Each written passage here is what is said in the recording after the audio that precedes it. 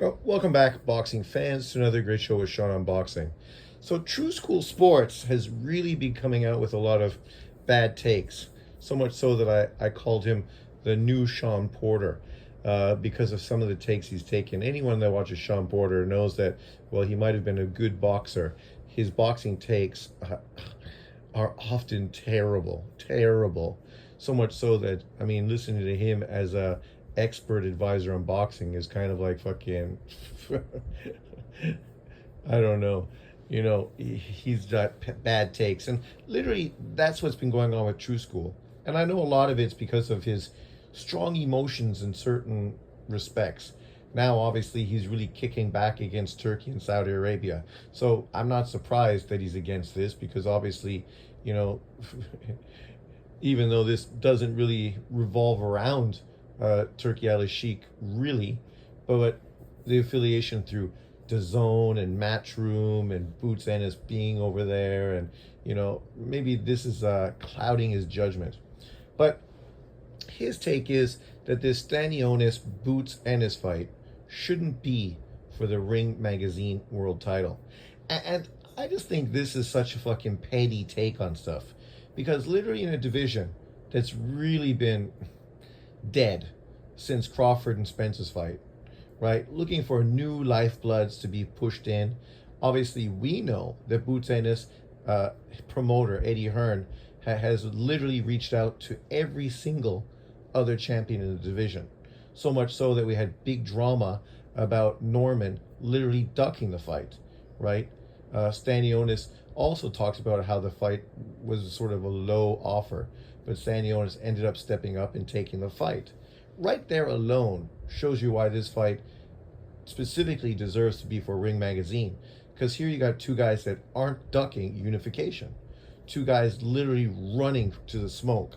And because of that, they should be being praised, not vilified, and having people have bad takes trying to dismiss and take something away from what they're doing.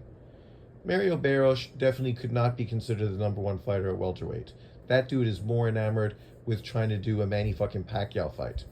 Norman has done nothing. He's done less than Stanionis easily. Stanionis became the WBA regular champion by beating Butayev. Butayev is better than anybody that Norman's been in the ring with, right? That alone has Stanionis elevated above Norman. Norman literally ducked the fight with Boots Ennis. He could have been in this position. He could have been fighting for this Ring Magazine title, but he chose to duck that fight and move in a different direction, fighting a guy that nobody knew, nobody cared about, in a fight that ended up being not that entertaining, and the opponent was exactly what we thought he was going to be, an easy walkover opponent. How much money do you think Norman got paid for that opponent? I bet it wasn't close to the money he was offered to fight Boots Ennis. But this is literally what we see in boxing today. Some people running to the smoke, some people running away from the smoke.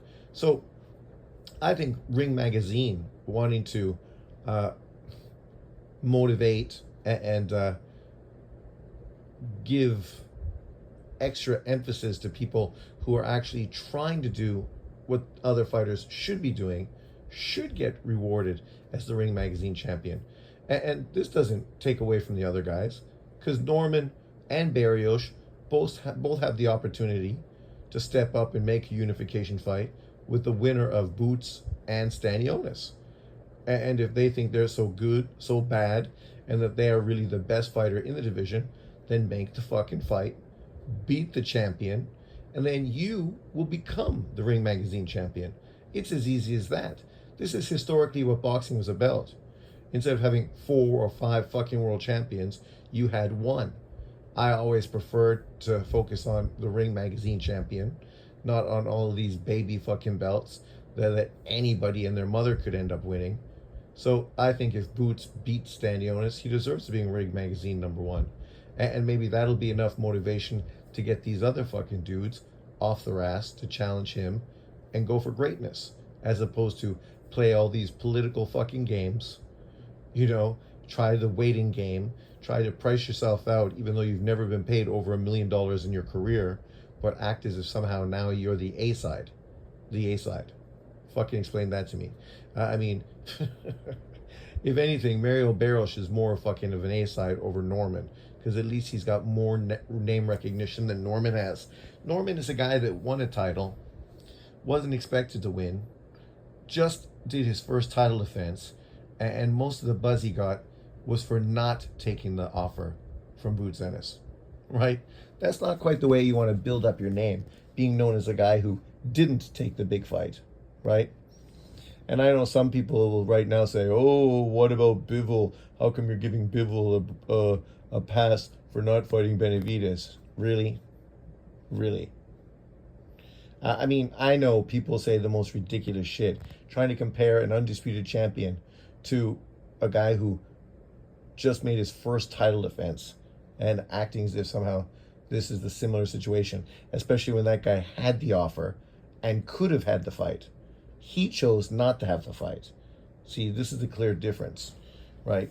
I'm not trying to fanboy for Boots or fanboy for Stanionis, to hate on Norman or hate on Mario Barros.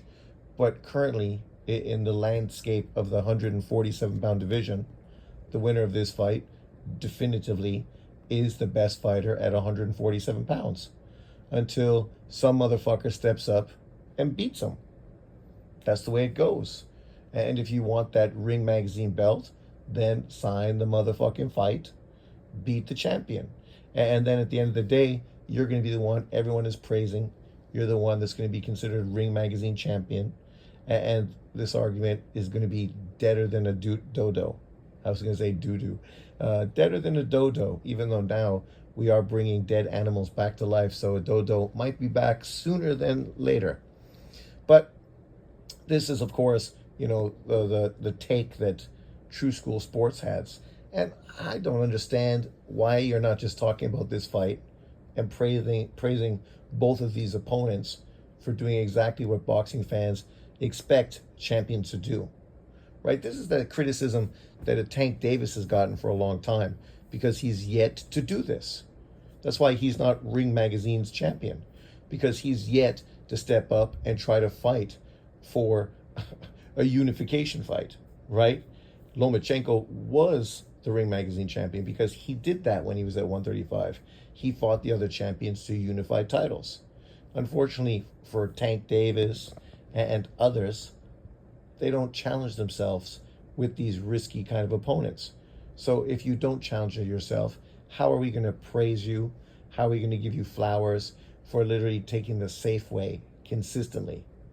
Nobody right now can look at Boots Ennis and say that by fighting Stanionis, he is ducking Barrios or ducking Norman and taking the safe way, because that would be a ridiculous narrative with baseless accusations behind it. But let me know in the comment section below, what do you think? Do you think the winner of this fight, Stanionis versus Boots Ennis, deserves to be Ring Magazine's welterweight champion? Or do you agree with True School's narrative that somehow this is wrong and Norman is probably better? I mean, oh, okay. So if he felt so confident, why didn't he take the fight? Because he could have.